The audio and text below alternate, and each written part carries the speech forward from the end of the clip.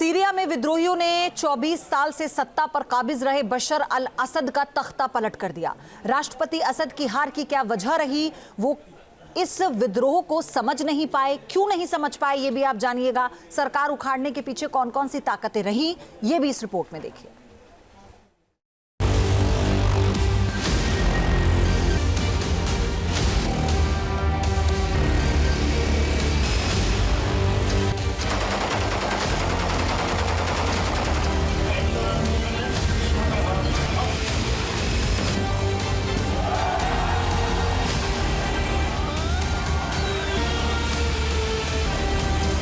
पिछले 24 सालों से सीरिया पर राज कर रहे बशर अल असद का तख्ता पलट हो गया।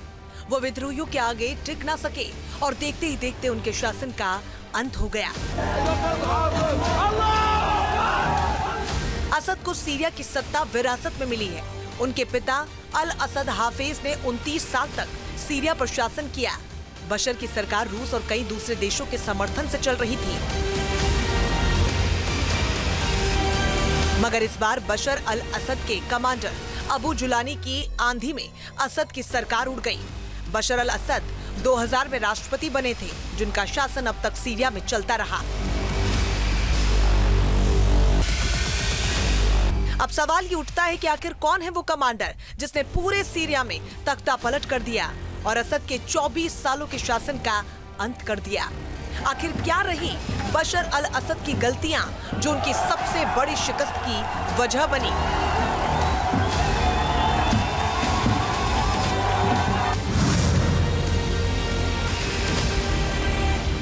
सीरिया में कई सालों से गृह युद्ध के हालात हैं। 2011 से ही सिविल वॉर की चिंगारी जल रही थी, लेकिन राष्ट्रपति बशर इसे समझ न पाए और सत्ता से हाथ धो बैठे।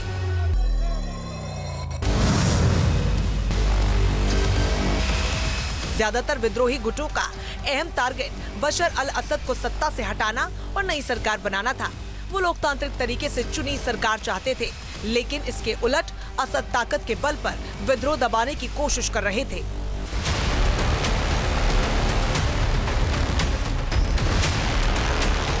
असद के खिलाफ लड़ रहे गुटों में धार्मिक इस्लामिक गुट भी शामिल थे, जो चाहते थे कि देश इस्लामी कानून से चले, जिसका सशस्त्र दमन करना असद सरकार को भारी पड़ गया।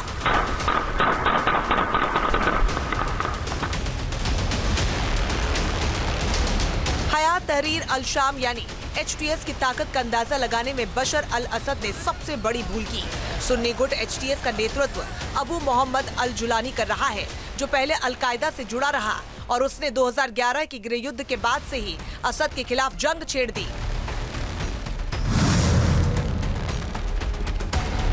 असद की हार की एक और सबसे बड़ी वजह रूस का साथ न आना। दरअसल यूक्रेन युद्ध के चलते रूस असद की उतनी ज्यादा मदद न कर सका, जिसका फायदा विद्रोहियों ने उठाया और असद की सत्ता को उखाड़ फेंका।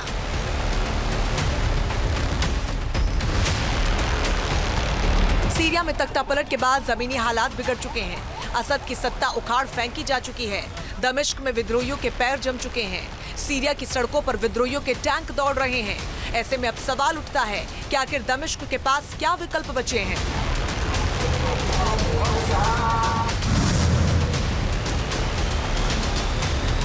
बशर अल असद के जाने के बाद अब विद्रोहियों के कब्जे में सीरिया है। ऐसे में विद्रोह खुद ही सरकार चलाएंगे या फिर प्रधानमंत्री अल जलानी का चेहरा ही बनेगा? इसकी वजह है कि पीएम खुद सरेंडर करते दिख रहे हैं और आर्मी भी अब लड़ाई के मूड में नहीं रही।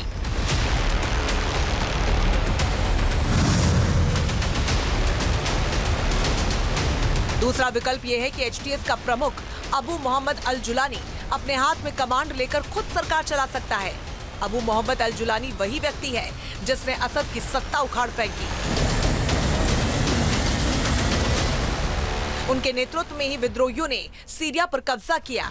असद के भागने के बाद अबू जुलानी अब सीरिया का सबसे ताकतवर नेता बन गया है। ऐसे में वो खुद सीरिया का सुप्रीम कमांडर यानी राष्ट्रपति बन सकता है।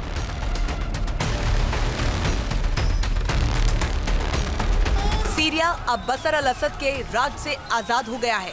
दमिश्क पर विद्रोहियों का कब्जा हो चुका है।